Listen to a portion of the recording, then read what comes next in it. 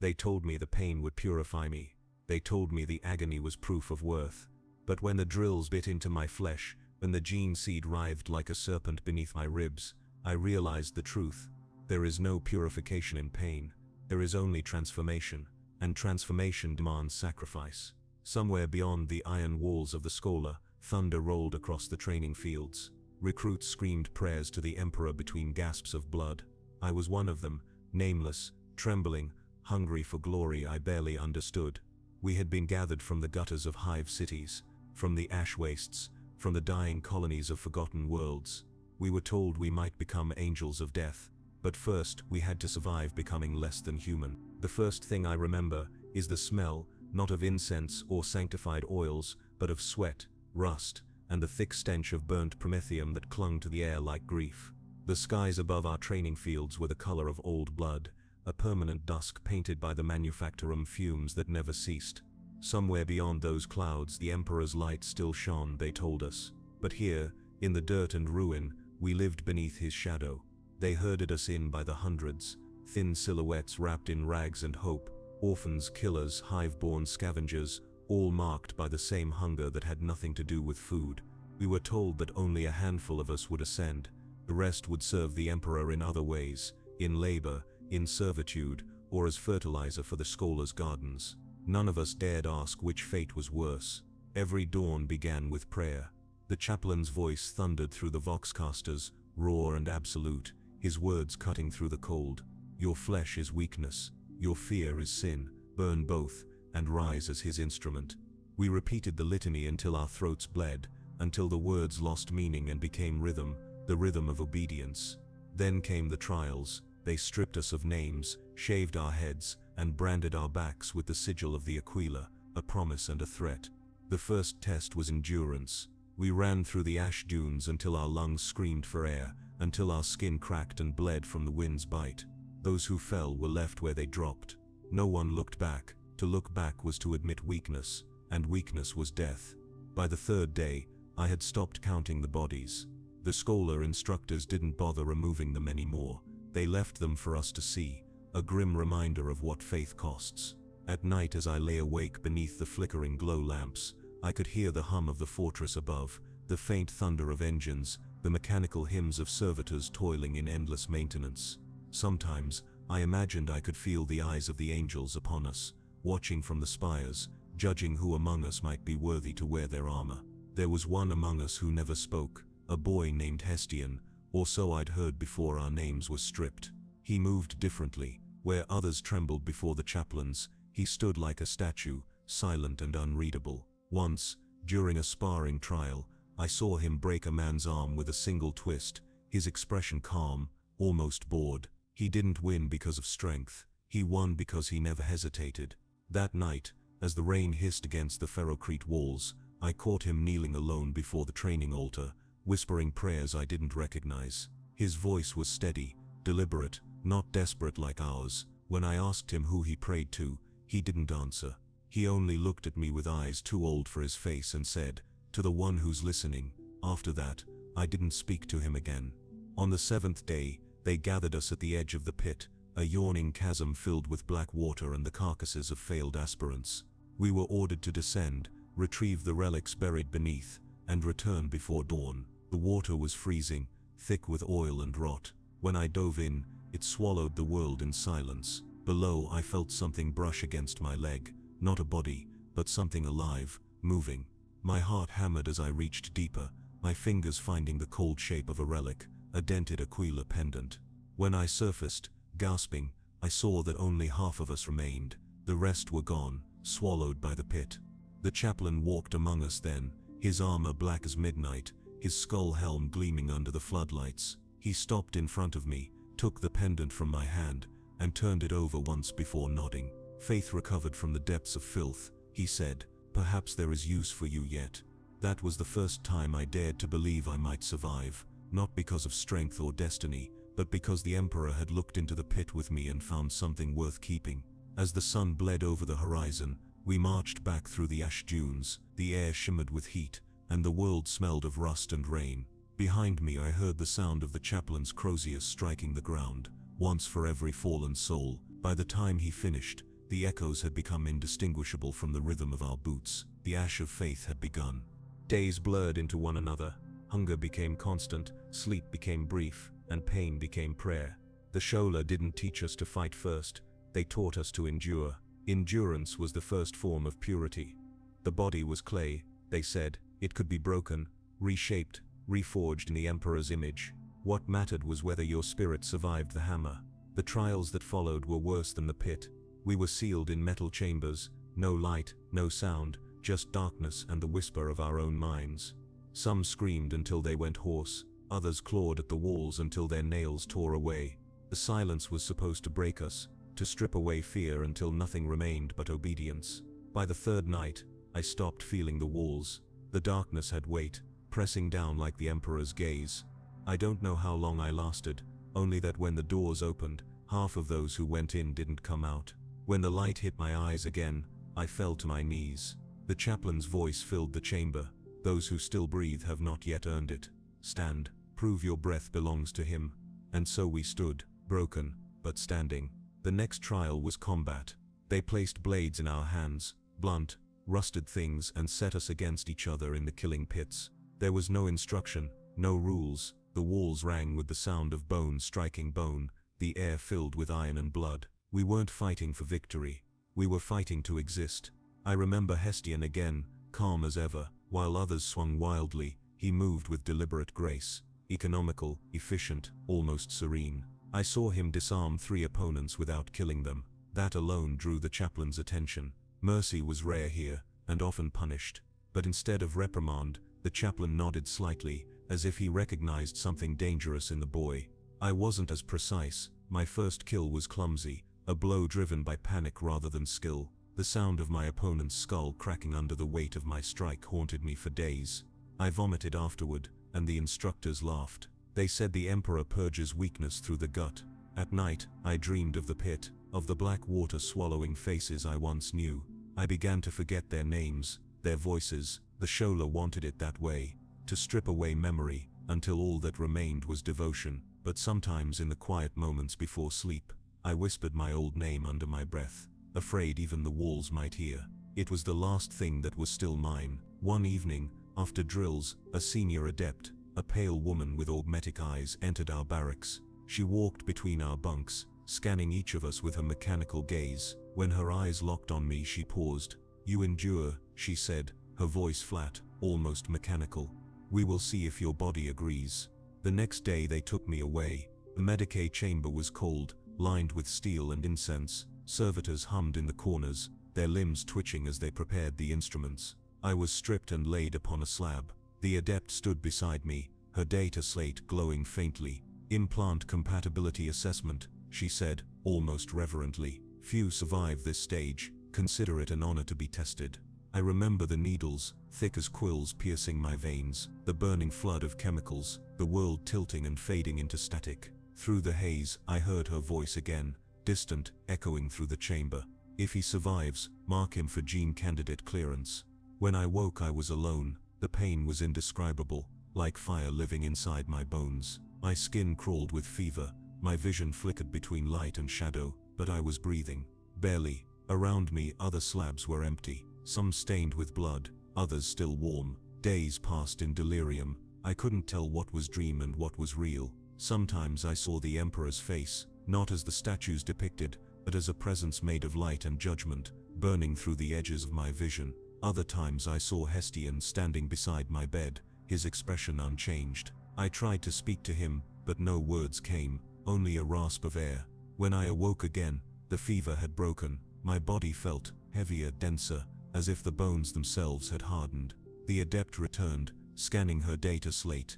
"You live," she said softly. "Few do. Remember this pain, aspirant, for the gene seed will make you remember it always." They returned me to the training fields the next day. The others looked at me differently, some with awe, others with fear. Only Hestian met my gaze without expression. That night, as we knelt in prayer beneath the flickering shrine light, the chaplain spoke again. "From dust faith, from faith, flesh, from flesh, the angel." And for the first time, I believed that maybe, just maybe, we could become something greater than mortal, or die trying. The next phase began before dawn. The barracks were silent except for the hiss of recycled air and the distant echo of steel boots against concrete. Then, without warning, the alarm screamed to life, a shrill, punishing note that tore through our half-sleep. Doors slammed open, and robed instructors entered like shadows in motion. Up, they barked. Formation in 60 seconds. We scrambled to obey. The air outside was freezing, our breath misting in the dim light. Rows of recruits lined the courtyard, hundreds of us shivering in our threadbare uniforms, eyes fixed forward as the instructors passed between us. They inspected us like livestock, searching for weakness, hesitation, anything less than absolute obedience. At the far end of the yard stood a figure unlike any we'd seen before. Clad in black armor traced with crimson sigils, a chaplain of the Astartes loomed above us. His vox grill distorted his voice into something that felt more like judgment than speech. "You stand in the shadow of divinity," he said. "The Emperor's angels are born of pain and fire. You are neither yet, only ash waiting to burn."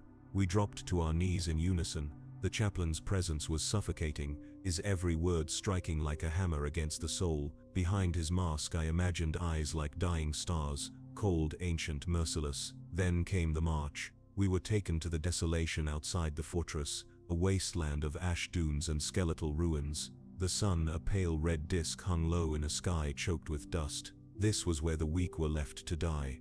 Our task was simple, they said: reach the spire before sundown. No food, no water, no direction, only faith. Many didn't make it. The dunes shifted like waves swallowing the unsteady. I watched as one recruit collapsed beside me, lips cracked and eyes rolling back. The instructors didn't stop, they only marked his body with a beacon and kept walking. Later I saw a servo drone descending from the clouds to collect the corpse. By midday my lungs felt like sandpaper. Every breath scraped, every step burned. But ahead of me Hestian never slowed. He didn't speak, didn't glance back. He simply moved, steady and silent, his pace unbroken. I fixed my gaze on his back and forced myself forward, using him like a lodestone pulling me through the storm. When the first night fell, the temperature plunged. The wasteland grew quiet except for the whisper of the wind carrying sounds that weren't entirely wind. Whispers low and fragmented like voices buried beneath the dunes. Some recruits swore they heard their mothers calling their names. Others said it was the Emperor testing their faith. I said nothing, I just kept walking. By the time we reached the spire, a jagged tower of obsidian cutting through the haze, only a fraction of us remained. The instructors stood waiting, unmoved by our condition. One of them, the augmetic adept from before, approached with her data slate. "Survival rate 21%, she noted aloud. "Adequate, adequate." That was all we were. We were given a single hour to rest inside the spire. The air was cold but clean, recycled through sacred vents marked with the imperial aquila. I sat on the floor staring at the sigil carved into the metal and wondered how many lives it had cost to be allowed beneath its wings. When I glanced up, I saw the chaplain watching us from across the hall. His expression was hidden by the skull-shaped helm, but I could feel the weight of his gaze. After a moment he turned to leave. As he did, his voice carried through the chamber. "The Emperor tests his sons not through kindness but through endurance. Pain is not the absence of his love, it is proof of it." That night, as I drifted into uneasy sleep, I dreamed of fire. I saw terror, not as the cradle of mankind, but as a burning world, oceans of light stretching toward the golden throne. A voice spoke through the flames, low and resonant: "To serve the Emperor is to die for him. To become his angel is to kill for him." When I awoke, my hands were trembling, but I remembered every word, and in that moment, I realized something had shifted inside me. I no longer feared the pain. I had begun to need it, as proof that I still existed, and that I was inching closer to the divine. By dawn the spire gates opened once more. The instructors led us back to the fortress, where new trials awaited. I glanced at Hestian, and for the first time he looked back. There was no emotion in his eyes, only resolve, and in that shared silence, I understood. Neither of us were boys anymore. We were weapons, still unsharpened, but forged in the same fire. And deep down, I feared that when the forge was done, only one of us would remain. When we returned to the fortress, the air was thick with incense and the tang of burning oil. The corridors hummed with machinery, unseen gears grinding behind the stone walls, the pulse of power conduits echoing through the floor. It was alive, in its own way, as though the entire complex was a living cathedral built to devour weakness. We were told the next phase would begin at dawn, though dawn meant little in this place where light was artificial and time had no mercy. They stripped us of what little we owned and led us to the ritual chamber. The walls were covered in purity seals, each scrawled with prayers that trembled in the rising heat. A basin of black fluid waited at the center, steaming faintly beneath the glow of lumen strips. The chaplain stood behind it, flanked by robed adepts holding vials and blades. "You have been found worthy to begin," he said, his voice like a thunderstorm behind a mask. "Now you will be made ready to receive his seed." The words carried a weight that silenced us all. We didn't yet understand the meaning, but instinct told us it was sacred and terrible. The adept with augmetic eyes stepped forward, her data slate already active. "This is purification," she explained coldly. "A ritual of chemical cleansing and faith bonding. It is not symbolic, it is biological." They forced us into the basin, one by one. The fluid burned instantly, not warmth, not even pain, but corrosion. It ate at the skin, digging into the nerves, searing the mind. I bit down on a scream, but others didn't. The sound of agony filled the chamber like a choir of suffering, echoing against the vaulted ceiling. The chaplain didn't stop them. He only recited a litany over our cries. "Pain is the Emperor's mercy made manifest. Bleed and be reborn." When I stumbled out, my skin blistered and my body shaking, I collapsed to my knees. The air stung like fire. The adept glanced at me once and nodded. "He survives." Then she turned to the next in line. They left us in our cells afterward, shivering and delirious. The scent of burnt flesh clung to my skin for days. Each breath was a reminder of what I'd endured, and what I was becoming. At night I pressed my forehead to the cold stone and whispered prayers I barely remembered. Sometimes I thought I heard whispers in reply, not from any living mouth but from somewhere beyond. Perhaps it was just the fever, or perhaps the Emperor truly listens to those on the edge of death. A week later, they summoned us again. Only half of those who'd entered the ritual chamber were still breathing. We gathered in the training hall, standing before a figure unlike any other, a full space marine. His armor was the color of polished bone, the mark of the Death Spectre's chapter. The air around him seemed to hum with restrained violence. He was what we were supposed to become, though standing in his shadow, it felt impossible. He spoke without theatrics. "You are not warriors yet. You are clay. The Emperor will decide which of you is fit to be sculpted into an angel. The rest will return to him through the pyres." He turned slightly, scanning us with eyes that seemed to see everything: fear, ambition, doubt. "Your gene trials begin tomorrow. Pray that you do not fail." That night, no one slept. Even Hestian sat awake, staring into the dark. I asked him quietly, "Do you think we'll survive?" He didn't look at me when he answered, "Survival isn't the point, becoming is." When the morning came, the adepts escorted us to the Medicae Sanctum again. This time the instruments were different, more invasive, more precise. We were injected, measured, and drained. Needles pierced our veins, our marrow, our very souls. Each drop of blood was tested against the gene seed compatibility markers. Failure meant rejection. Rejection meant disposal. The pain was endless, but it was the silence that frightened me more. No one screamed anymore. No one wept. We'd passed beyond that. Pain had become a language we no longer resisted. It was prayer now, devotion made physical. After hours that felt like days, I was released. My vision blurred as I stepped out into the corridor. The adept was there, marking results on her data slate. She didn't speak until I passed. "Candidate 70. Compatible." She glanced at me briefly. "You may yet serve." That single phrase filled me with something I couldn't name. It wasn't joy. It wasn't relief. It was a cold, trembling awareness that I was still alive, and that my path now led deeper into the machine of the Imperium's making. When I returned to the barracks, Hestian was there, silent as always. His body bore fresh scars, his eyes shadowed with exhaustion. He looked at me once and nodded. A mutual acknowledgement of survival, of pain, of something greater waiting beyond the next threshold. The chaplain entered moments later, his presence filling the air like the weight of a storm. "You have endured the first of the trials," he said. "But endurance is not faith. Faith must be proven in flesh and fire. Tomorrow you begin the implantation process. You will die. Many of you will, and those who live will never again be what they were." He paused, lowering his gaze to us as if peering into the core of our soul. "The Emperor does not need your comfort. He needs your transformation. That night, the fortress hummed like a living heart, each beat a reminder of what awaited us. And though fear clawed at my chest, beneath it was something else, something dangerous. A quiet hunger to see what lay beyond mortality. The implantation chamber was colder than any place I'd ever known.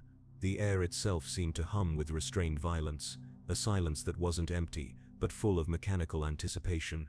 I lay on a surgical slab under the harsh glare of lumen strips while servitors glided around me, their steel limbs whispering like knives through fog. Restraints bound my arms and legs, not out of cruelty, but necessity. They told us that many aspirants thrashed themselves to death during the procedure, that the body often fought against what the Emperor's design demanded it accept. The adept with the augmetic eyes stood above me again, her voice low and precise as she read from her data slate. Candidate 17, primary organ installation phase. Initiate with the secondary heart and osmodular implantation. Proceed with faith. I heard the soft hiss of pneumatics as instruments descended from the ceiling, glimmering steel and sacred brass, each etched with runes of sanctification. The first incision was made over my sternum. The pain was immediate, primal, alive. My breath caught in my throat, replaced by a sound I didn't recognize, something between a scream and a prayer. I could smell the iron of my own blood, mixed with the incense that burned somewhere behind me. As the osmodular was fused to my spine, I felt the bone itself twist and stretch, reforming under the invasive miracle of the Emperor's gene tech. Every nerve lit like fire. I thought I would die right there, unworthy to carry even one fragment of the Primarch's design, but death didn't come. Instead, there was a strange clarity, a sense that something other had entered me, not a spirit, not consciousness, but purpose. Like a machine newly awakened. The adept's voice reached me again through the haze. Implantation stable. Begin secondary phase. Hours, maybe days passed. I no longer knew. The world had become a pulse, a rhythm of pain and awakening. When I finally regained consciousness, I was in a recovery cell. My chest felt heavier. My bones pulsed as though something inside them was alive and growing. When I moved, I could feel the foreign strength creeping beneath my skin, reshaping me piece by piece. The adept came to inspect me. Her eyes flickered with data streams as she examined the readouts on her slate. You endure again, she said, almost to herself. The osmodular and secondary heart have taken. Few adapt so efficiently. She paused before adding, but this is only the beginning. You are not yet reborn. You are still clay. Over the next weeks the changes intensified. My muscles hardened. My blood thickened. My senses sharpened until even the hum of distant generators felt like whispers in my skull. Food lost its taste. Water became nothing but fuel. My body no longer belonged to me. It was a vessel under construction, a living weapon forged molecule by molecule. Some aspirants didn't survive their transformations. One morning I woke to the sound of alarms in the Medicae ward. The next bed, where another recruit once lay, was empty, the sheets soaked through with dark, congealed blood. They said his secondary heart had ruptured under stress. His body rejected the Emperor's gift. His ashes were placed in a copper urn and carried to the pyres without ceremony. We weren't allowed to mourn. The chaplain visited us after that incident. His armor was stained with scripture, each word etched into ceramite like scars. He walked among our cots in silence before stopping beside the empty bed. Do not pity him, he said through his vox grill. The Emperor chooses whom he will keep and whom he will return to the dust. Rejoice that he still tests you. That night I couldn't sleep. Every pulse in my chest echoed louder than the last, every breath scraping like steel on stone. I whispered prayers between clenched teeth, asking for strength, not mercy, never mercy, only the will to survive. His judgment. Weeks became months. More organs were implanted, the Biscopia, the Hemastamen, the Luramon's organ. Each new addition came with pain, infection and fever, followed by strange awakenings, sharper reflexes, faster recovery, deeper hunger. Sometimes I thought I could hear my body thinking, as though it resented my old humanity and sought to overwrite it. The instructors pushed us harder. Physical trials replaced sleep. Meditation replaced rest. They made us kneel in the chapel for hours, repeating the same phrase over and over. I am his flesh. I am his will. I am not my own. Those who faltered were beaten, not to harm but to remind. Hestian remained at my side through it all. He never spoke much, but one night, as we trained under the dim light of the lumen orbs, he said quietly, "Do you remember your name?" I thought for a long time. No, I finally answered. He nodded once. Good, then you're almost ready. It struck me then, how easily the past had dissolved. The boy who had arrived at the Shula was gone, his memories fading like ink in acid. What remained was something new, something hollow yet filled with purpose. When the final implantation phase was announced, the gene seed itself, none of us cheered. We knew what it meant. The threshold between man and astartes was not a step but a fall. Once you crossed it, there was no returning. The chaplain told us we would kneel before the relic altar before the procedure. As I lowered myself before the shrine, the glow of the Emperor's sigil burning above, I felt the weight of everything I had endured.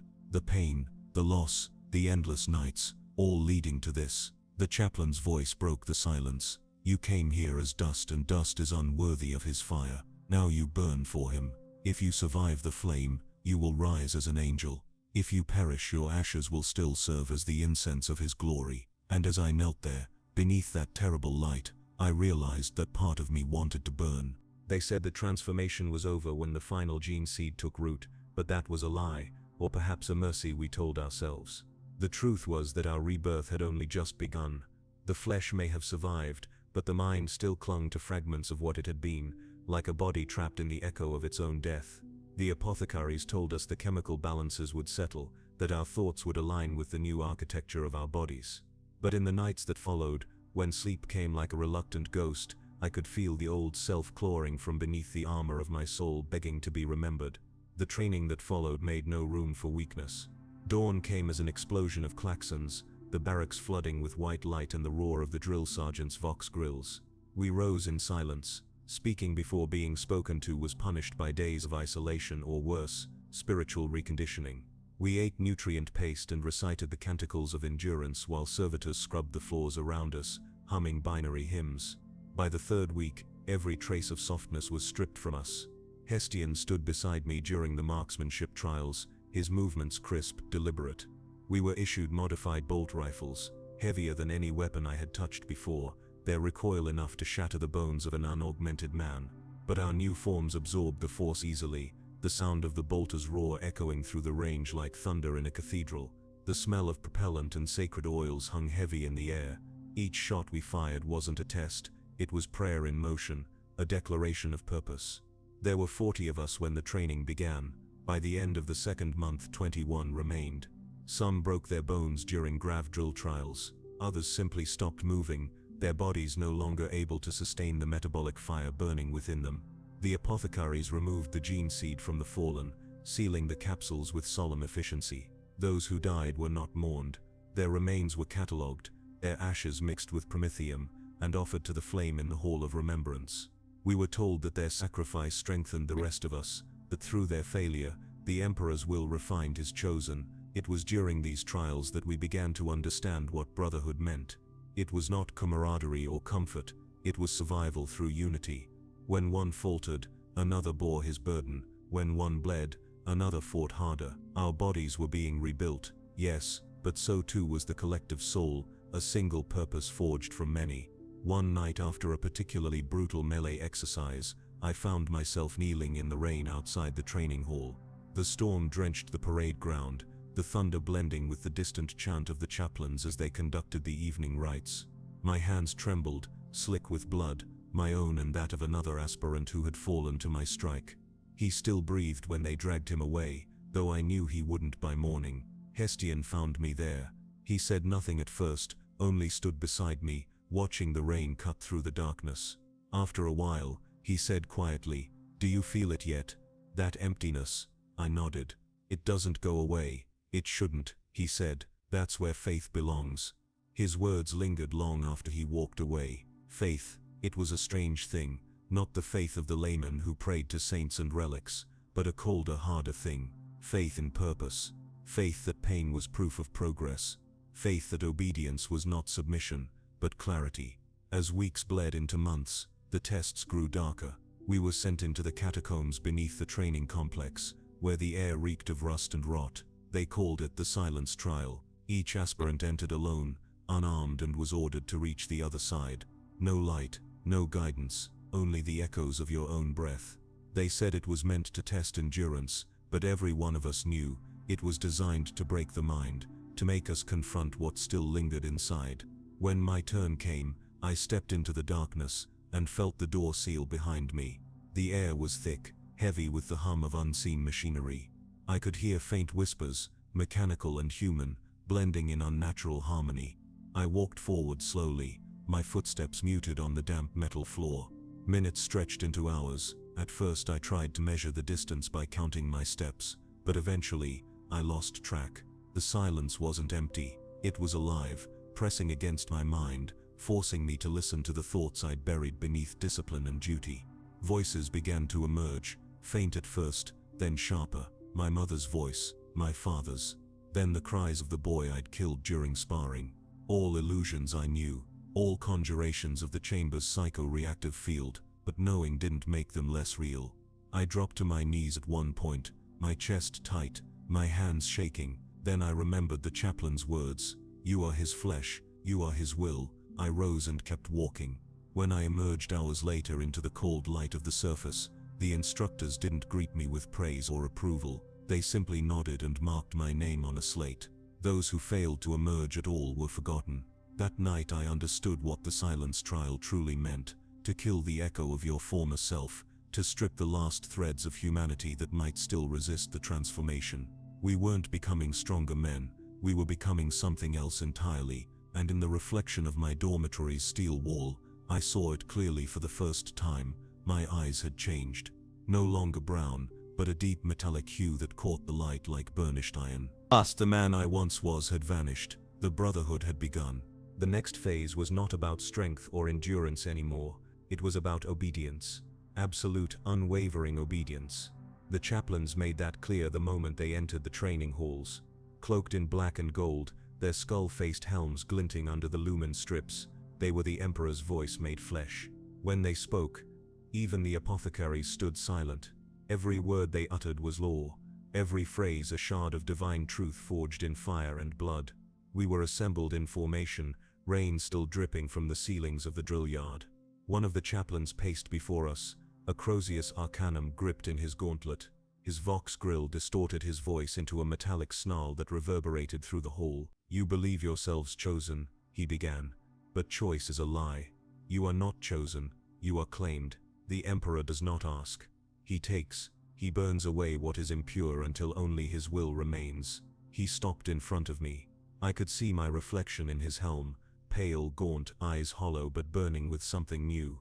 He leaned close, the vox amplifying his whisper to a roar inside my skull. "Do you still think you have a name, aspirant?" I didn't answer. My tongue felt heavy, my throat dry. The Crozius slammed against my chest plate, sending me sprawling into the mud. "Then learn," he thundered.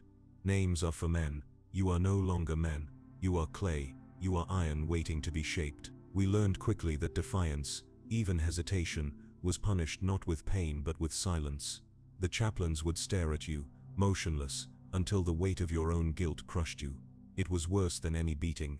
In that silence, you felt the full judgment of the Emperor, not wrathful, but cold, patient, eternal. Days blurred into weeks. The drills intensified. We learned to march blindfolded through labyrinthine corridors while the chaplain's hymns echoed from every direction. They would change the layout daily, forcing us to rely on instinct, memory, and trust in one another. A wrong turn could lead you into a pit, or worse, a sealed chamber flooded with sanctified gas meant to test your resilience. Hestian and I often found ourselves leading the others. There was something unspoken between us, not friendship, not yet, but recognition. When he moved, I followed. When I faltered, he steadied me. Once during a live fire exercise, a bolt round struck his pauldron and detonated. The explosion hurled him across the range.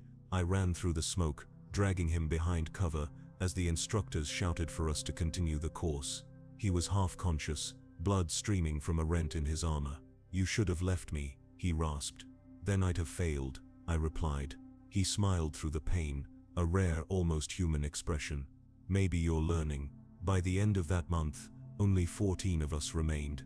We no longer spoke of the others. Their bunks were cleared within hours of their deaths, their armor dismantled, their gene seed reclaimed. The servitors scrubbed the floors until no trace of them remained. To remember was considered weakness. But in the stillness of the barracks, when the lumens dimmed and the machines slept, I sometimes whispered their names in silence, as though that small defiance could keep them alive in some corner of my mind. Then came the Feast of Silence. We were brought before the Chapel of Ashes, a colossal hall lined with statues of fallen astartes, their visors sealed, their armor engraved with prayers. In the center burned a pyre of sacred oil, the flames rising higher than a man. The chaplains commanded us to kneel. One by one we were made to speak aloud the last memory we still held from our mortal lives. The one thing we had refused to surrender. When my turn came, I hesitated. I wanted to say my father's name, or the smell of the rain on the factory rooftops of my home world, but the words wouldn't come. The memory was already fading, slipping through my grasp like dust, so I said nothing. The chaplain's gaze lingered on me, then he nodded once. Then you are ready. They gave us new names after that. Names not of men, but of purpose, chosen from the rolls of those who had served before, fallen in the Emperor's wars. I became Rallen, Hestian became Corvin. The names fit like armor, cold and heavy at first, but soon indistinguishable from our own flesh. That night, as the others slept, I found myself standing before the chapel again, watching the fire burn low. The air was thick with incense, the smoke curling like spectral hands across the floor. I thought of the chaplain's words, that we were claimed, not chosen, and for the first time I understood. To serve the Emperor was not to seek glory or immortality. It was to surrender everything that made you human, and be reforged into something greater, or perhaps something less.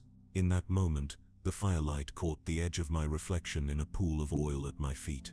I barely recognized the face staring back, not because it had changed, but because it no longer looked alive. The crucible was nearly complete. The next cycle began before dawn, though in that place, time had long since lost its meaning.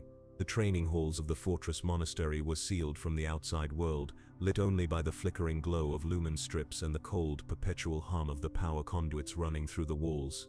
No windows, no view of the sky, only iron stone and the low chant of the chaplains echoing from the vox horns. We slept where we fell, ate what was given, and rose when commanded. Our bodies had become extensions of their will. By then our physical forms were no longer entirely our own. The apothecaries had begun the secondary augmentations, introducing organs that blurred the line between man and demigod. The osmodula reshaped our bones, layering them with a web of ceramite hard material. The biscopia swelled our muscles beyond mortal proportion. They said it was a sacred transformation, the Emperor's gift, remaking us into weapons of his divine will. But the pain was beyond comprehension. It crawled beneath the skin, a fire that ate through marrow and sinew alike. We were bound to the medical slabs while the process took hold. Restraints bit into flesh as we writhed and screamed, but the medicae serfs were silent, their mechanical limbs adjusting tubes and needles with ritual precision. Each breath was a struggle, each heartbeat a war. Some of us begged for death. Others cursed the Emperor in whispers they thought no one heard. I remember one aspirant, a boy named Varric, whose body rejected the implantations. His veins darkened, his eyes rolled back, and he seized until the apothecary ordered the servitors to silence him. They cut his throat cleanly, drained his blood into a sanctified basin, and carried his body away for dissection. The chaplain who observed said nothing. He merely turned to us and intoned, "The Emperor accepts all tithes, even failure." When the pain finally receded, we awoke changed. Our hearts beat slower, steadier, our blood ran thicker, darker, our senses sharpened to inhuman levels. I could hear the faint hum of a power cable several corridors away, the metallic heartbeat of the fortress itself. Even the air tasted different, heavy with oil, metal and devotion, and yet with every new strength came a new absence. I began to realize I could no longer recall the faces of my family.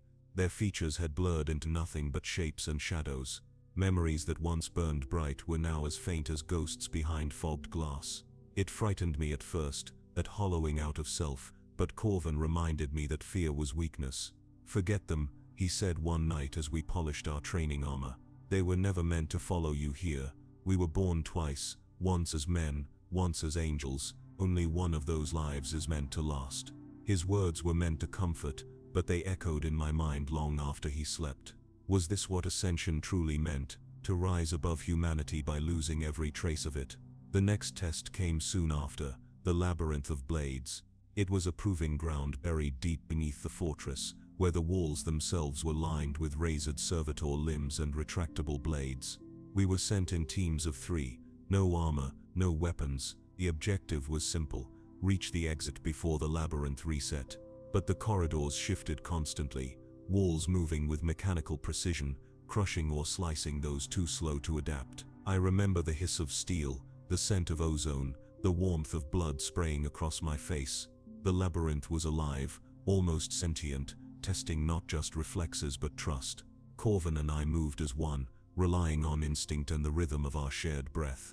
But the third member of our team, Leor, panicked. He broke formation, darting ahead when the walls began to close. He made it 3 meters before a descending blade split him from shoulder to hip. The scream lasted only a second before it was drowned by the grinding machinery. When we emerged at the other end, gasping and bleeding, the chaplain awaited us. His expression was unreadable behind the skull helm. "What have you learned?" he asked. "That fear kills faster than steel," I answered. He inclined his head slightly. "And what else?" "That mercy has no place here." The chaplain's vox grill crackled with what might have been approval. "Then perhaps you will live long enough to serve." We were given 1 hour to rest, then sent back in for the next trial. There were no celebrations for survival, no recognition of skill, only another lesson, another test, over and over, until exhaustion became as natural as breath. It was during those endless trials that we began to call each other brother, not out of affection, but necessity. In the crucible, a man's life depended entirely on the one beside him. You learned to read every twitch of motion, every subtle shift of weight, every flicker of doubt. The bonds forged there were harder than ceramite, but also fragile, because the Emperor demanded perfection, and perfection left no room for weakness, even among brothers. One night, as we returned from the labyrinth, I caught Corvin staring at his hands. The light from the lumen strips reflected off the blood still clinging to his skin. "We kill, we endure, we obey," he murmured. "But at what point do we stop becoming and start disappearing?" I didn't answer. I didn't have one. The next morning he was gone. His bunk stripped clean, his name erased from the roster. The chaplain said nothing. The others didn't ask, but I knew, somewhere deep within the fortress, another test had claimed him, and for the first time since my conscription, I prayed, not for survival, but to remember. Because the thought of forgetting him too felt worse than death. Sleep became a forgotten ritual. We rested in fragments, collapsing between drills or during the brief maintenance cycles when the fortress shut down half its lumen arrays to conserve power. The air always stank of sweat, machine oil, and burning incense. The apothecaries patrolled the dormitories in silence, scanning vitals and implant responses with servo skulls that hovered like watchful spirits. None of us spoke unless spoken to. Conversation had become redundant, replaced by a kind of shared wordless understanding, an unspoken communion of pain and endurance. Weeks passed. Our bodies hardened into something beyond flesh, our reflexes became faster, our wounds shallower. And yet, beneath that growing strength, something fragile and unseen began to fracture. You could feel it in the way men looked at each other, not as comrades, but as potential liabilities. Only 1 in 10 would survive the full transformation into a space marine, and every aspirant knew it. Those odds weighed on us heavier than any armor plate. One night, during the conditioning drills, we were taken to the Hall of Echoes, a cavernous chamber filled with statues carved from the bones of fallen astartes. Each effigy was life-sized, encased in fragments of shattered armor, frozen in the pose of their final battle. The chaplains claimed their souls still lingered there, watching over the trials. The air vibrated with low hymns emanating from hidden vox channels, their words distorted, ancient, incomprehensible. The ceremony was called the Silence of Lineage. Each of us was handed a shard of ceramite, a fragment from the armor of a long-dead space marine, and ordered to meditate upon it for 12 hours without movement, speech, or sleep. The chaplain's words still echo in my mind. Know that you are built upon the bones of the faithful. Know that to falter is to disgrace their sacrifice. The hours stretched into eternity. My body screamed for movement. My mind burned with visions, faces from my past, distorted and melting away into the void. I saw Corvin there, his eyes hollow, his mouth whispering something I couldn't hear. When the final bell tolled, I was trembling. Some aspirants had gone mad, scratching at their own skin, carving symbols of the Aquila into their flesh to stay awake. Those who faltered were dragged away by servitors, their fates unspoken. Afterward, the chaplain walked among us, his crozius tapping the stone floor. "You are learning to hear his silence," he said. "It is the voice beneath all others. It is the voice that commands without sound." That night, I understood what he meant. When I closed my eyes, I no longer dreamed of home, or of pain, or even of the trials. I dreamed of order. Endless ranks of warriors moving as one, their hearts beating in unison, their faith unshakable. It was beautiful, and terrifying. The next phase of our transformation began soon after. We were taken to the genetic sanctum, a sanctified chamber filled with containment tanks and surgical shrines. Here, the most sacred of procedures took place, the implantation of the catalepsian node and Laramann's organ. The former stripped away the need for sleep, allowing us to remain awake for weeks, even months. The latter caused our wounds to clot almost instantly, our blood thickening into a living sealant. The process was performed in total silence. Only the hum of the Medicae machines broke the stillness. The apothecary who operated on me, a silent giant with half his face replaced by augmetics, worked with ritual precision. Every incision, every suture was accompanied by whispered liturgies. At one point, I caught the faintest glimmer of reverence in his remaining human eye. It struck me then that even these near-immortal warriors, these angels of death, feared what they were creating. When I awoke, I was no longer certain I was alive. My pulse was slow, mechanical. My lungs expanded like bellows. My body obeyed, but I felt detached, as though I was watching myself from a distance. The apothecary tested my reflexes, my focus, my pain threshold. I passed each trial, but I could feel my humanity slipping further with every success. In the following weeks, the fortress changed too. Where once I had heard the groaning of the walls and the echo of boots, now I began to hear something else, faint whispers through the vents, fragments of forgotten oaths carried by the machine spirit of the monastery itself. At first, I thought it was hallucination, a side effect of the sleeplessness, but the others heard it too. Some claimed the fortress spoke to them, repeating their thoughts in tones not quite their own. One night, while cleaning our armor fragments, an aspirant named Darren stopped suddenly, staring at the ceiling. "It's calling us," he whispered. "Can't you hear it? The throne calls." Before anyone could react, he drove a shard of ceramite into his throat. The chaplains dragged his body away, without a word, leaving a pool of blood that steamed on the cold stone floor. The next day, they told us his sacrifice was a sign of purity, that he had heard the Emperor's will more clearly than the rest of us. Some of the aspirants wept with envy. I didn't. I only felt the walls watching. We were no longer recruits. We were vessels, hollowed, sanctified, filled with something vast and incomprehensible. And as I looked around that hall of iron and flame, I realized that brotherhood in the Imperium was not born of love or loyalty. It was born of fear. Fear of the silence, fear of being forgotten, fear of the Emperor's gaze. And yet, I would have endured it all again. Because by then, there was no turning back. The crucible had done its work. They woke us before the bells, before the first incense had even been lit. The fortress was darker than I had ever seen it, the lumen strips pulsing faintly, as if the machine spirits themselves were holding their breath. We were led in silence through the corridors, barefoot, stripped of our training armor, our skin still raw from the previous trials.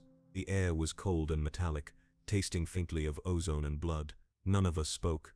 We all knew this was no ordinary drill. The procession wound its way through halls we had never seen before. Ancient sections of the monastery carved from obsidian black stone, their walls etched with thousands of imperial sigils. Servo skulls drifted alongside us, their lenses glowing like dying stars.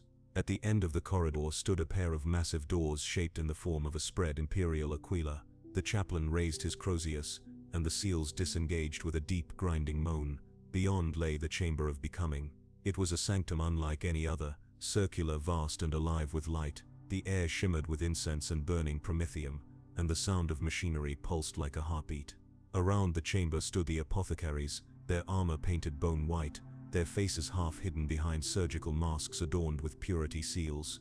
Between them, vast glass tubes lined the walls, each containing suspended forms, aspirants who had failed the previous trials, preserved in stasis as a reminder.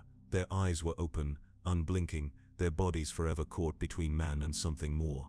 We were ordered to kneel. The chaplain began the litany of fire, his voice booming from his vox grill in deep metallic tones that shook the air. From flesh we rise, from weakness we burn, From the ashes of mortality, the Emperor forges his sons. The apothecaries moved among us, carrying steel trays covered with surgical instruments and vials of glowing fluid. The procedure we were about to endure was called the trial of the gene seed, the implantation of the final sacred organs that would bind us forever to the lineage of our chapter. The sinew coils, the mucranoid, the black carapace, these were not just augmentations, they were transformation itself, the threshold between man and angel. One by one, we were lifted onto the biotables, our limbs restrained by metal clamps. The machines descended like mechanical predators, their limbs tipped with syringes, saws, and needles finer than hair. The apothecary, at my side, murmured a benediction, tracing the aquila across my chest. "Your flesh is the Emperor's clay, may his will be done." Then the pain began. I had felt agony before, during the os modula, the muscle grafts, the endless trials, but this was something beyond comprehension. Every nerve, every cell screamed in concert. I felt the organs being woven into me, felt my skin split and reform, my blood thicken into something alien. The black carapace, the sacred interface between body and armor, was fused beneath my flesh like a living map of circuitry. I could feel it crawling across my torso, burrowing into the spine. I might have screamed, but the pain was too vast for sound. The world folded into flashes, the apothecary's gauntlet, the hiss of sterilizers, the echo of distant chanting. At some point, I thought I saw light, not the sterile white of lumen bulbs, but golden, radiant, divine. A presence loomed beyond my vision, vast and formless, watching. Whether it was the Emperor, or the fevered illusion of a dying mind, I couldn't tell, but I remember its voice, not spoken but felt, endure. When I woke, the chamber was silent, my restraints were gone. My body felt impossibly heavy, yet balanced, as if every motion was guided by something unseen. The pain had faded into a dull hum, not absence but integration. I looked down and saw the faint pattern of the black carapace beneath my skin, its circuitry glimmering faintly with residual light. I was no longer just human flesh, I was a vessel of war. Around me, others were rising too. Some fell instantly, their transformations incomplete. The servitors moved without hesitation, collecting the bodies and feeding them into the purification furnaces. The smell of burning flesh filled the sanctum, sweet and thick. The rest of us stood in silence, trembling, gasping, alive. The chaplain raised his crozius once more, his voice a thunderous echo across the chamber. "You are no longer men. You are the Emperor's vengeance made manifest. You are his angels, forged from fire and sanctified in pain. Rise, brothers, rise as Astartes." Something inside me shifted. For the first time I felt it, the weight of eternity. Every heartbeat, every breath was now part of something vast and unending. I was bound not only to the Emperor, but to every brother who had ever borne this gift before me. Their memories pulsed faintly in the back of my mind, echoes of war, of glory, of death. When I met their gaze, I saw the same realization dawning in their eyes. We were no longer alone. That night, when the chamber lights dimmed, I sat in silence and touched the armor plate they had given me, the first piece of ceramite that would one day form my power armor. It was still incomplete, but it thrummed faintly, as though recognizing me. The bond between warrior and armor, flesh and steel, had already begun, and yet amid the reverence and pride, a shadow stirred within me. If this was ascension, this perfection, then why did it feel so much like loss? The days following the implantation were a blur of silence and fever. We were confined to the apothecarian, lying on steel slabs beneath flickering lumen light, our bodies locked in the crucible of change. The med servitors moved between us with the precision of clockwork, checking vitals, injecting stimulants, purging infections before they could take hold. Every breath I took felt heavier, deeper, as though the air itself had thickened to match the density of my new flesh. Sleep was no longer rest. It was communion. In the hours when my mind drifted, I could feel other thoughts brushing against mine, faint whispers, half-formed images of battlefields I had never seen. The apothecaries told us these were the echoes of our gene line, ancestral memories buried deep within the genetic material of our progenitors. It was said that every chapter carried within it the shadow of its primarch. For us that meant glimpses of fury, loyalty, and something more, something tragic. On the fourth day we were taken from our cells and led to the Hall of Iron Breath. It was here that our transformation would be tested. The chamber was vast and empty, its walls covered in purity seals that fluttered faintly as we entered. At the far end stood a single figure, the master of the reclusium, clad in dark armor etched with gold scripture. His helm was off, revealing a face that looked carved from stone. He regarded us in silence for a long moment, his eyes burning like twin furnace lenses. Then he spoke, his voice carrying across the chamber like a blade drawn from its sheath. "Your flesh is remade, but flesh alone does not make a space marine. Strength without will is weakness. Obedience without faith is corruption. You must now prove that your soul burns as brightly as your body endures."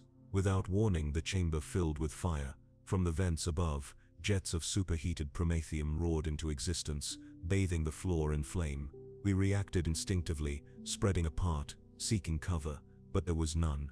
The master of the Reclusium strode through the inferno unharmed, his armor glowing faintly.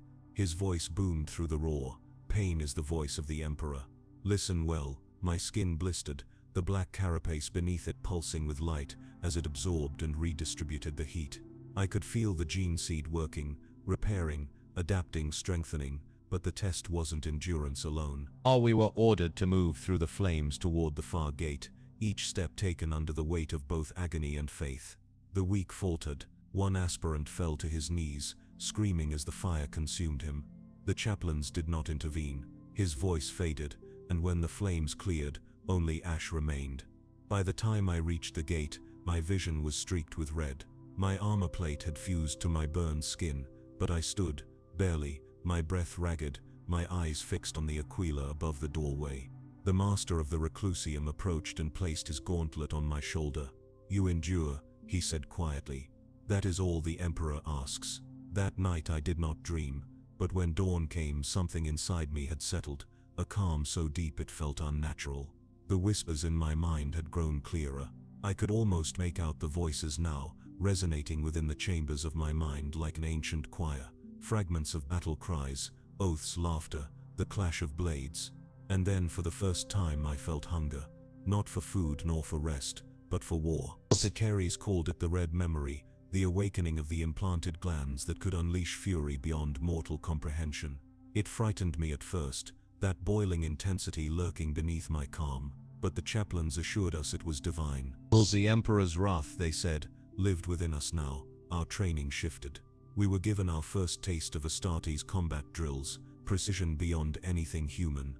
The black carapace linked us to the armor systems, feeding data directly into our nervous systems.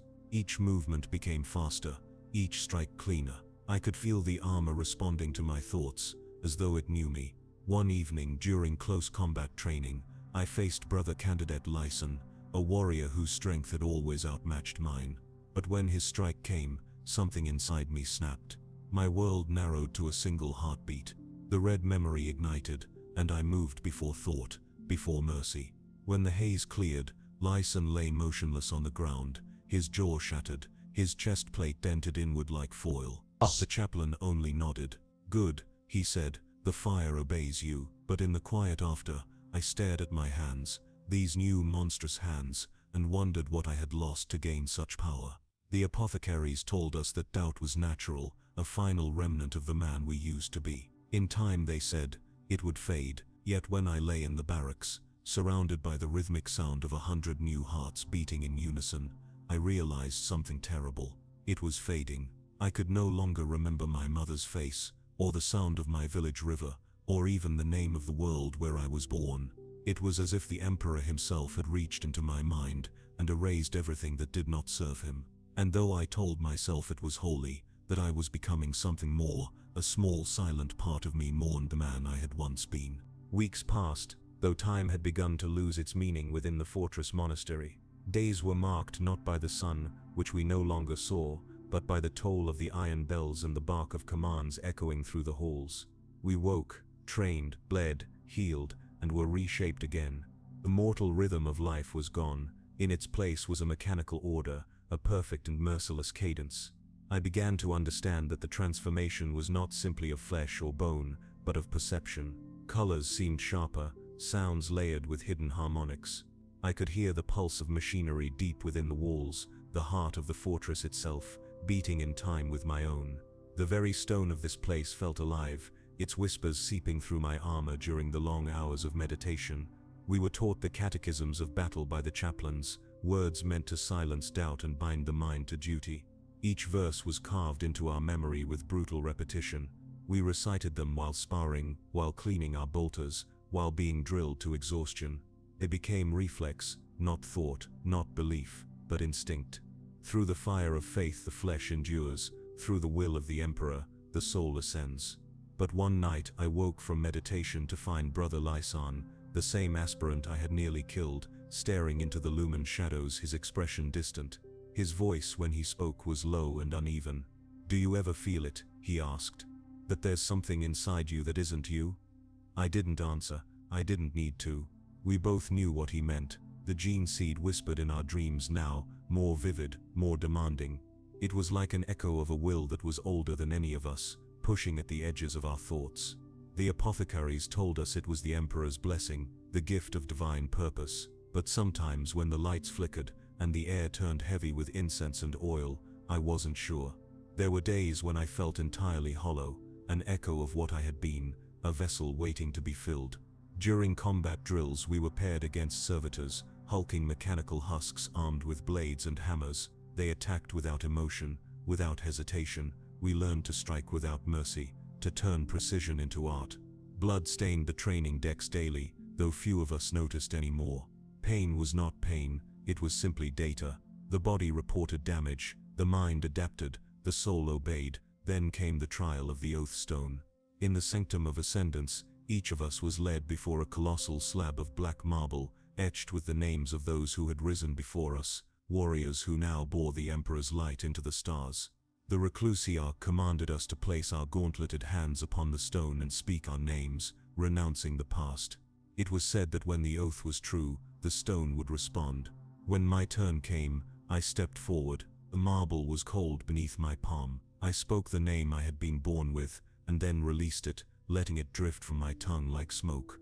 I swore myself to the chapter, to the throne, to war without end. At first, nothing happened. Then, faintly, the stone pulsed, a deep, resonant hum that thrummed through my bones. I felt it crawl into me, branding itself into the very core of my being. When I withdrew my hand, there was a faint mark burned into my gauntlet, a symbol of flame surrounding the aquila. The Reclusiarch nodded. "You have been heard." Afterward, I felt empty, yet filled. It was difficult to explain. My old name, my only tether to who I once was, had vanished like it had never existed. The recruits congratulated me. The chaplains smiled beneath their iron masks. But deep within, something whispered that this was not the end of becoming, only another step into the fire. That night, I dreamt again. I stood on a field of ash beneath a crimson sky. In the distance, I saw a figure, vast, armored in gold, radiant and broken all at once. His eyes were light, his mouth a wound that spoke no words.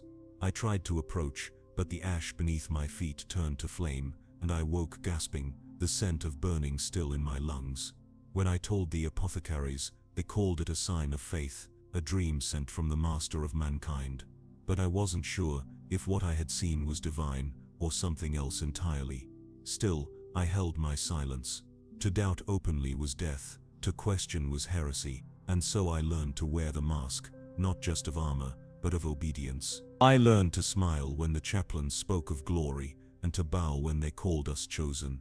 Yet beneath it all, a small voice whispered in defiance, reminding me that once, long ago, I had been human.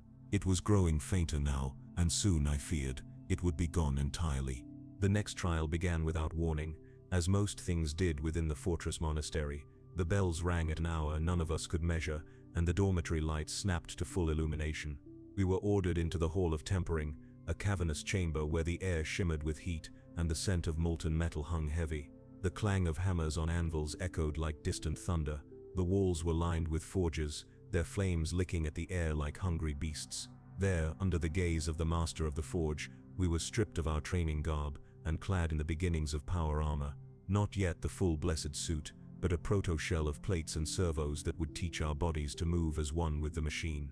As the armor sealed around me, I felt its weight settle into my bones like a vow, each plate connected to the next with a hiss of pneumatics and the bite of auto locks. For the first time, I understood that this was not mere equipment. It was a sacrament. The armor rejected the weak. Some aspirants screamed as the neural interfaces burned their flesh. Others fell silent when their hearts gave out from the strain. The tech marines watched without emotion, their red lenses reflecting the fires of the forge. "If the machine rejects you," one said coldly, "then the Emperor has spoken." Hours turned to days. We trained within that metal shell until it became an extension of our will. The servos obeyed thought before motion. My steps grew heavy yet fluid, my strikes measured yet devastating. I could feel the pulse of energy through the armor's veins, the rhythmic thrum of its reactor harmonizing with the beat of my heart. When I struck the training servitor, the impact sent a shockwave through the floor. For a fleeting instant, I believed I could feel the power of gods. But the apothecaries reminded us, we were not gods, not yet. We were weapons, and weapons were made to serve. After the drills, we were taken to the Chapel of the Flame. The walls glowed faintly with the reflection of candlelight. Statues of long-dead heroes stood in eternal vigil. Their visors gazed downward, as though mourning the cost of their own ascension. We knelt, reciting litanies until our throats burned, until the words ceased to be meaning and became mantra. I remember the chaplain's voice, deep, resonant, unwavering. "Through the Emperor's will, your humanity dies. Through his grace, your purpose is reborn."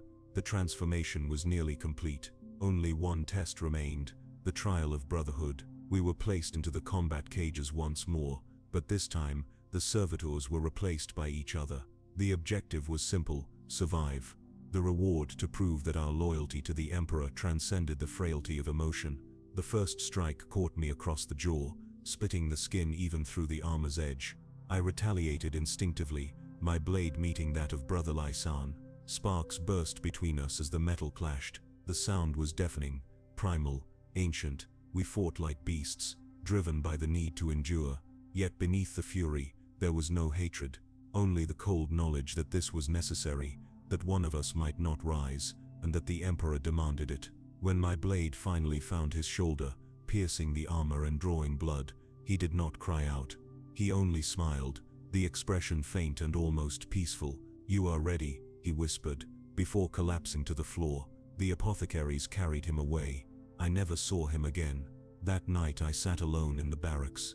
The silence was suffocating. My reflection in the armor's polished surface stared back, eyes hard, unrecognizable. I remembered the boy who had first entered these halls, trembling beneath the shadow of the Aquila. He was gone now, burned away by duty and faith. In his place stood something new, something forged from ash and oath. I whispered, the catechism of ascendance one final time before sleep claimed me. "I am the fire that purges. I am the sword that defends. I am the hand of the Emperor, and through his will, I endure." And as I drifted into uneasy dreams, I wondered, did endurance mean survival, or did it mean surrender? The thought haunted me, even as the next dawn rose, the dawn that would mark the end of our rebirth, and the beginning of our true service. There is a silence that follows rebirth, not the peace of rest, but the hollow calm before the storm. When we emerged from the vaults of ascension, our bodies remade and our identities stripped to bone and prayer, the fortress felt different. The same stone walls, the same endless corridors, but I could feel something vast pressing down from above, not physically, but in spirit. It was as though the mountain itself recognized us now, whispering its approval through the vibration of the steel beneath our boots. The chapter masters called it the weight of eternity, the burden every astartes carried the moment his transformation was complete. It was not merely the armor upon our shoulders or the gene seed in our chests, it was the knowledge of what we now were: eternal instruments of war, sanctified extensions of the Emperor's will. No rest, no doubt, no end but death. To most, it was a blessing beyond mortal comprehension. To me, it felt like being sealed inside a shrine with no door. We were no longer aspirants. We were brothers, initiates of the chapter. Our armor had been blessed, our weapons inscribed with the names of saints and heroes. When I first donned the full helm of a space marine, its interior scent of machine oil, incense and sterilized air overwhelmed me. The Vox Link hummed faintly in my ears, whispering static prayers from the machine spirit. For a brief shining moment, I felt infinite. My senses expanded beyond human limits. I could hear the vibration of distant turbines miles below the monastery, feel the pull of the planet's magnetic field, smell the ozone that clung to the air. But power was never given freely. It came chained to expectation. The chaplains gathered us in the Hall of Blades. The chamber was vast, lit by golden torches and suspended chains that swayed gently from the high ceiling. The air shimmered with the heat of burning promethium. At the center of the hall stood a relic, the blade of First Dawn, said to have been wielded by the chapter's founder during the Great Crusade.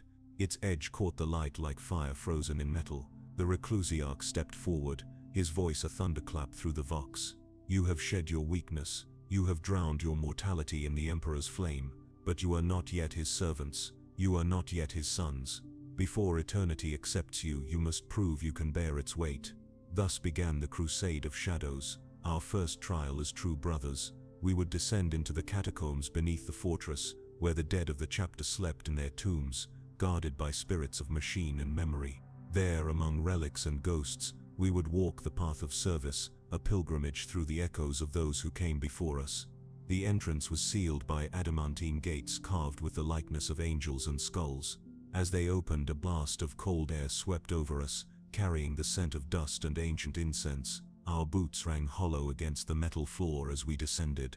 The light faded quickly, replaced by the glow of lumen strips that flickered weakly along the walls.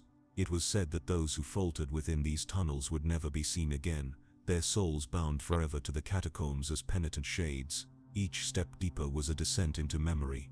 The walls were lined with sarcophagi, each bearing the sigil of a fallen brother. The inscriptions glowed faintly in the dark, their words half prayers, half warnings.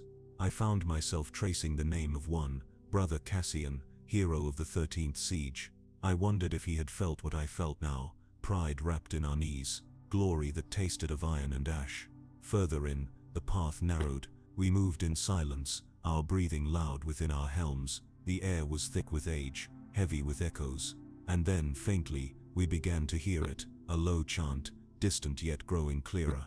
It wasn't coming from our squad or any living throat. It was the resonance of the tombs themselves, the voices of centuries humming through the stone.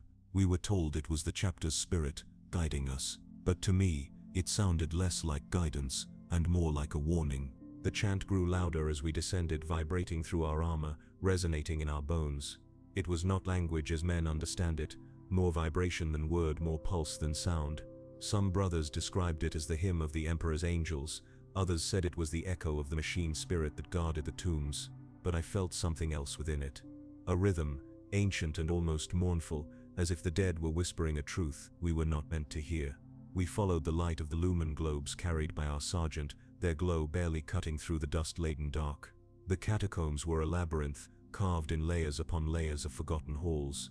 Some doors were sealed with wax and purity seals so old their parchment crumbled at the touch. Others bore the insignia of campaigns so ancient that no living record remained of them. Occasionally we passed towering statues, warriors frozen in mid-battle, their stone visages serene despite the scars of 1,000 years. I wondered if the artists had seen them die, or if the stillness was simply a lie carved by reverence. At intervals we were commanded to kneel and offer silent prayer. It was said that to pass unblessed through the resting halls was to court damnation. Our voices merged into one low rumble, the recitations rising in unison through the still air. Through his light we endure, through his will we are bound. The echo lingered long after the last word, as though the walls themselves repeated the oath back to us. Hours passed, or perhaps days. Down here time fractured, folded, the air grew colder, the scent of oil and decay merged until it was impossible to tell where flesh ended and metal began. And then we reached the Hall of the Forgotten. The chamber was vast, its ceiling lost in shadow. Hundreds of coffins were suspended on chains, swaying gently in the stagnant air. Each was engraved with the sigil of the chapter, but the names had been erased, stripped away, as though even remembrance had been judged unworthy.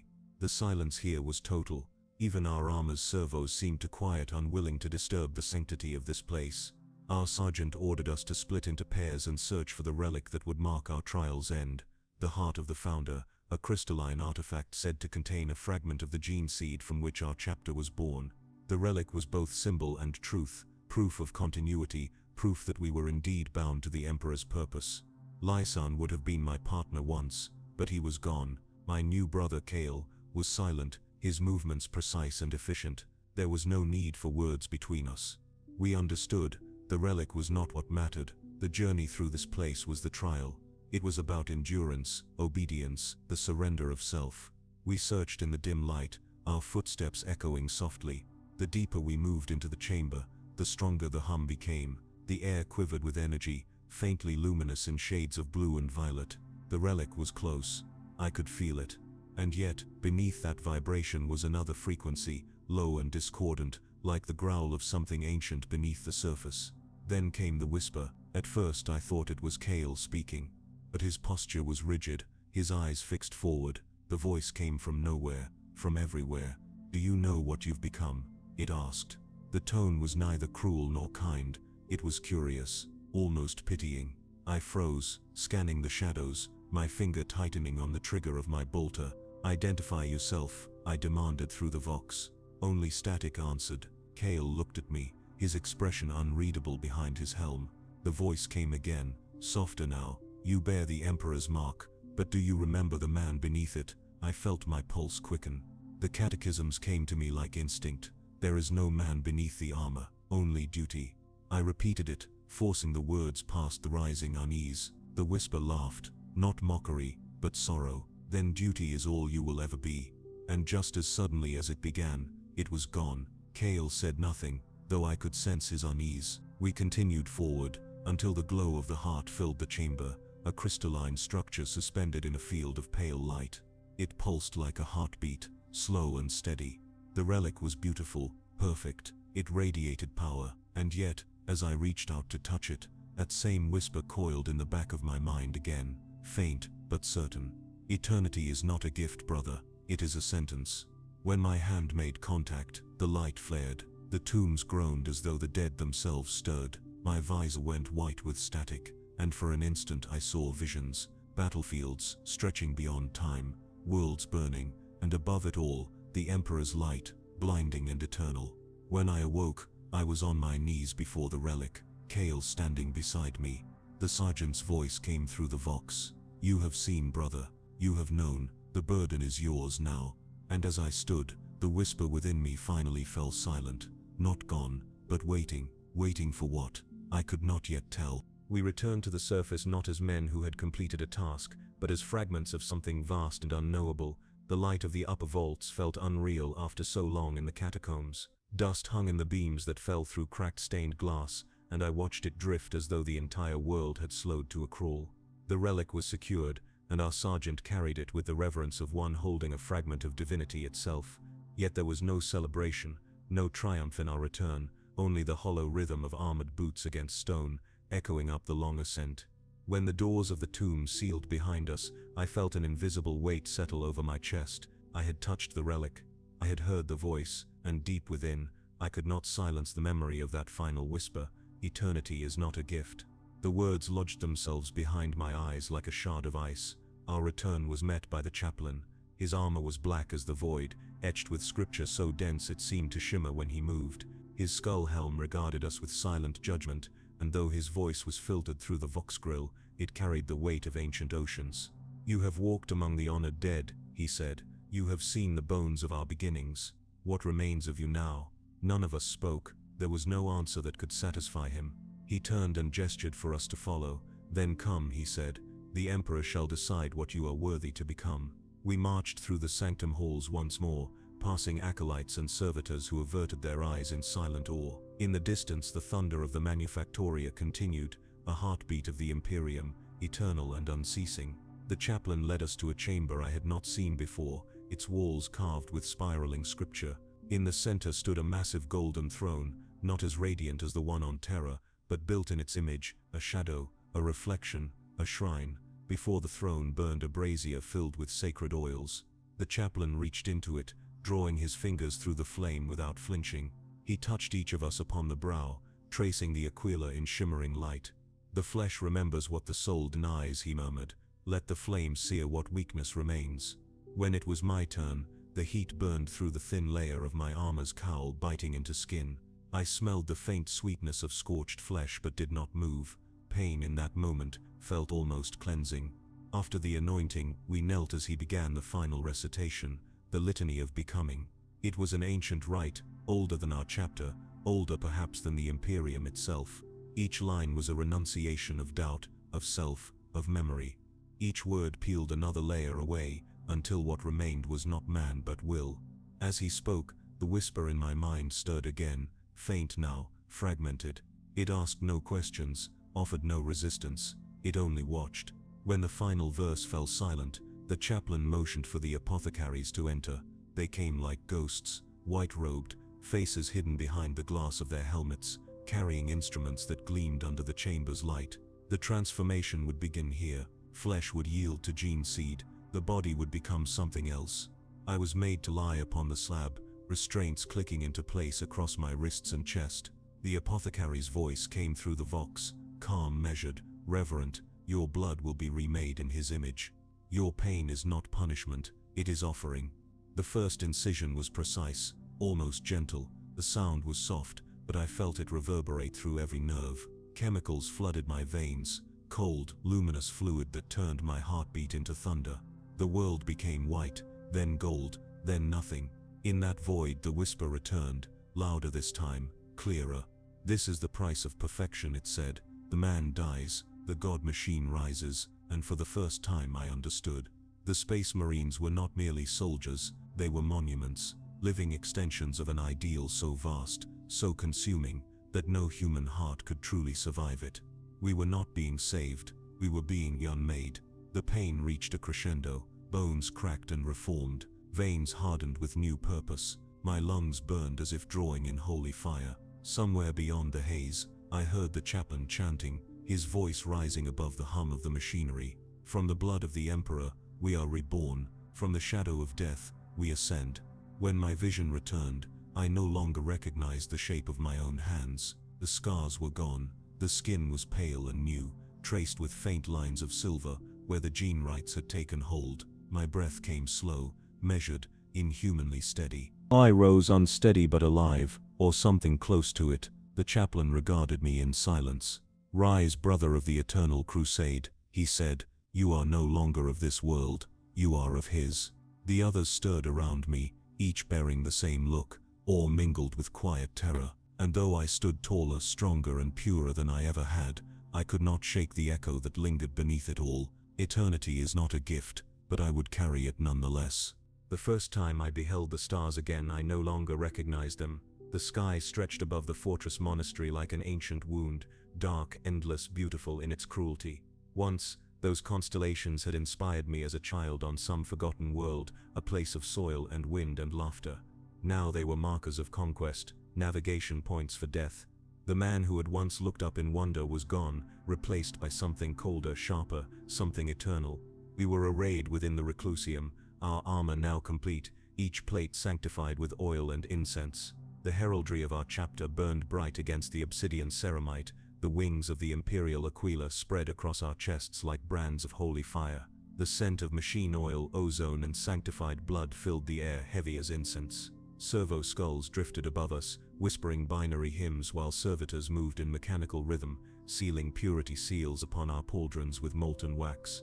The chaplain stood before us, his Crozius Arcanum held high, voice booming through the chamber like the tolling of a great cathedral bell. "Brothers," he said, "you have shed the weakness of flesh, you have borne the crucible of faith and pain. Now you stand as the Emperor's wrath made manifest. You are his angels, his vengeance, his word made war." The word should have filled me with pride, and yet, beneath the hymn I felt only the stillness, the silence between each syllable, vast and echoing. Something in that silence called to me, as if the whisper from the catacombs had not truly left. When the chaplain dismissed us, we marched to the armory for the final anointing.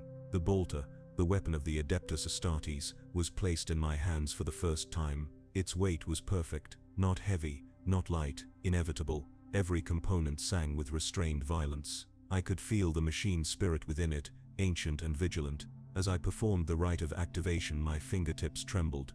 I whispered the catechism as I was taught. Through the machine we find his purpose. Through the purpose, we find our end. The weapon hummed in response, as though it understood. For a brief moment, the silence deepened, and I thought I heard the faintest echo of breath, not from any man, but from within the gun itself. A slow exhalation, patient, almost alive. The apothecary approached, attaching the final feed lines of my armor and sealing the neural link behind my skull. The moment the connection completed, my world sharpened, colors brightened, sounds layered into intricate harmonics, and I could feel the beating hearts of my brothers nearby as pulses of energy through the ether.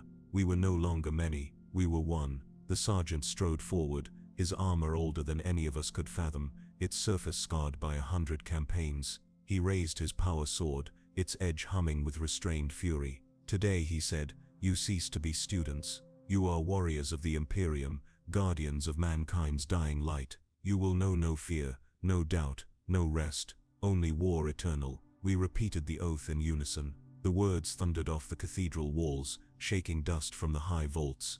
And in that chorus, I felt something vast awaken within me, not emotion, not faith, but an emptiness so profound it was almost holy. The silence was gone now. In its place was the hymn of war, steady and unending. Moments later, the klaxon sounded.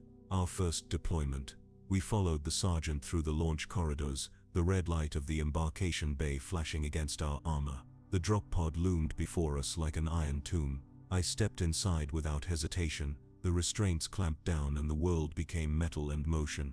Through the narrow viewport, I saw the void beyond, the endless black sea between stars. The voice of the sergeant came through the vox. "Remember your oaths, remember the Emperor." The drop pod shook violently as it detached. The roar of re-entry filled the cabin. Flames danced outside the viewport, and the world fell away beneath us. I felt no fear, no anticipation, only stillness. My heart did not race. My breath did not quicken. And then through the fire, the whisper returned, faint, fragile but unmistakable. "Now you understand," it said. "You are the silence between the stars." The impact came an instant later, earth-shattering and absolute. The pod doors exploded open in a storm of dust and debris. I stepped out into war for the first time, into the Emperor's will made manifest. The air was thick with smoke and ash. The ground trembled beneath the tread of tanks and the scream of artillery. In the distance I saw shapes, twisted, alien, obscene, orcs, vast and roaring, their crude machines belching flame. My bolter rose of its own accord, guided by training so deep it felt like instinct. I squeezed the trigger, and the weapon sang. The first round detonated, tearing through flesh and bone. The second followed, then the third. The world became a symphony of recoil and thunder. And through it all, I felt the hymn, the rhythm of the machine, the pulse of my brothers beside me, the roar of the Emperor's justice. War was no longer chaos. It was music. It was the hymn of eternity. We advanced through the inferno, each step carving a path through ruin and blood. The ground burned with promethium runoff, turning the battlefield into a landscape of living flame. Every sound, every heartbeat, every scream felt distant, like echoes through the ocean of my own armor. My senses expanded beyond flesh and bone into something cold, calculating, divine. I was no longer the boy who dreamed beneath the stars. I was the Emperor's wrath-given form. The orcs came in waves, a storm of green muscle and rusted iron. They roared their crude war cries, a sound like thunder mixed with madness, and we met them with disciplined fury. Bolters barked in rhythmic unison, shells exploding into showers of gore and shrapnel. Each shot was a prayer, each kill an offering. The ground shook beneath us, but we did not falter. We could not. I remember one in particular, a massive brute clad in scavenged armor, its jaws like a pair of serrated knives. It charged through the smoke, roaring with a voice that shook the air.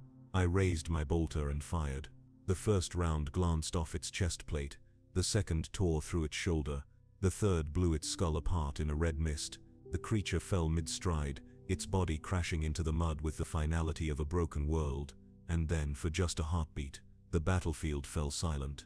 Smoke curled through the ruins, fires burned in the distance. My visor flickered with target data, but the sounds of war dimmed, replaced by that same low hum I'd heard in the catacombs long ago.